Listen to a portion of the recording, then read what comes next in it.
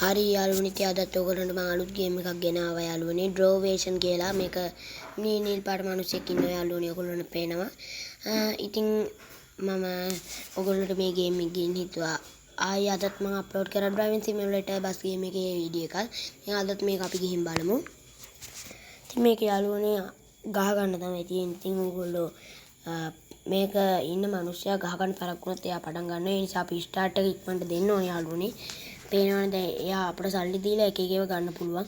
අපි ඉක්මනට ස්ටාර්ට් කරමු යාළුවනේ නැත්නම් මේ මිනිස්සයා ගහනවා අපිට.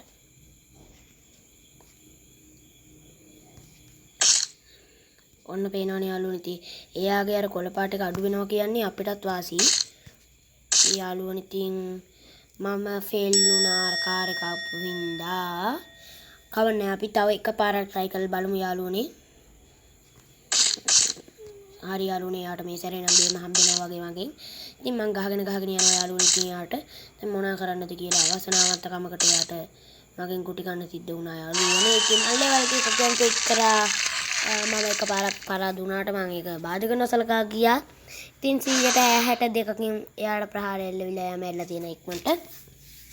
ඉතින් යාළුවනේ තව එකපාරක් අපි try කරලා බලමු. ඉතින් ඔයගොල්ලොත් අනිවාර්යෙන්ම මේ ගේම් එක දාගන්න ඕනේ යාළුවනේ. ඉතින් අදට මං ගිහින් එන්න යාළුවනේ ඔයගොල්ලන්ට සුබ ගමන් යාළුවනේ කියන්නේ ඉස්සලා තව අපි එකපාරක් ගහලා බලමු යාළුවනේ. ඉතින් මගේ හැමෝම ඔයගොල්ලන්ට ආදරේ කවදා මං ඔයාලට ආදරේ නැති වෙන්නේ යාළුවනේ. ඉතින් අපි බලමු යාළුවනේ. ඉතින් ඔයගොල්ලන්ට මේ කෝච්චි පාර ගහ ගන්න එක එනම ලේසි යාළුවනේ. ඉතින් එයා පැත්තෙන් කෝච්චි යනකොට අපි යාළුවෝ කෝච්චි එකට ඉවරක් කරයි. යාළුවනේ මං ලෙවල් එක කම්ප්ලීට් කරා. එහෙනම් මම මෙතනින් ගිහින් එන්නම් අතර සුබ ගමන් ඕගොල්ලන්ට. ඉතින් මම අදට ගිහින් එන්න යාළුවනේ ඔයගොල්ලොත් එක්ක කතා කරන වෙන දවසක. එහෙනම් මං ගිහින් එන්න යාළුවනේ හැමෝටම සුබ රාත්‍රියක්.